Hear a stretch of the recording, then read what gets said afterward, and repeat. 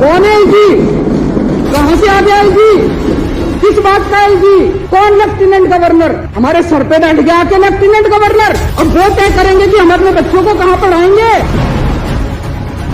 CM Arvind Kejriwal Delhi विधानसभा में पहुंचे, LG को लिया आड़े हाथों। सीएम केजरीवाल ने कहा, मुझे तो दिल्ली की जनता ने चुनकर भेजा, आपको किसने भेजा?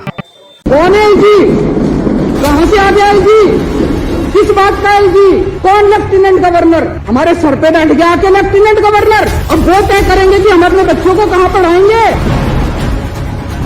बीजेपी वालों के कितने एमपीज ऐसे हैं, ये पूरी लिस्ट है, जो खुद विदेशों में पढ़ के हैं। ये बच्चे हैं कैबिनेट मिनिस्टर के, बीजेपी वालों के बच्चे, जिन जिन के बच्चे अभी विदेशों में।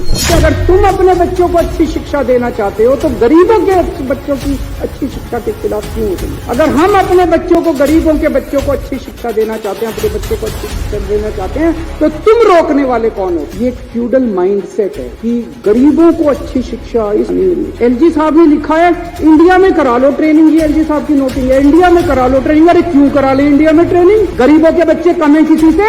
क्यों करा ले? हम तो अपने बच्चों को फिनलैंड भेजेंगे। इन लोगों ने हमारे बच्चों को पढ़ने नहीं दिया। ये तो सामने आ गया, नंगे हो गए ये लोग। बड़ी मजे की बात है, एलजी साहब के पावर नहीं है ये करने। सुप्रीम कोर्ट ने 4 जुलाई 2018 को ये ऑर्डर पास किया था, the lieutenant governor has not been interested with any independent decision making power. Supreme court को पता था एक बार लिखने से नहीं मानेगा, उन्होंने 2 बार लिखा। There is no independent authority vested in lieutenant governor to take decision. मैंने कहा सर सुप्रीम कोर्ट ये क्या? कहते हैं हाँ सुप्रीम कोर्ट की अपनी राय हो सकती है। मैंने कहा सर आप कौन है? मेरे को तो जनता ने चुन के भेजा। कहते मेरे को प्रेसिडेंट ने भेजा। मैंने कहा वैसे ही जैसे अंग्रेज वाइसरॉय भेजते थे। मैंने कहा सर वो वाइसरॉय जो होते थे ना, वो कहते थे you bloody Indian, you don't know how to govern. मैंने कहा एलजी साहब आज आप भी वही भाषा इस्तेमाल कर रहे हो, यू ब्लडी दिल्ली वाला, you don't know how to govern. मैंने कहा सर दिल्ली छोड़ दो, हमारे हालात पे हम अपनी दिल्ली चला लेंगे।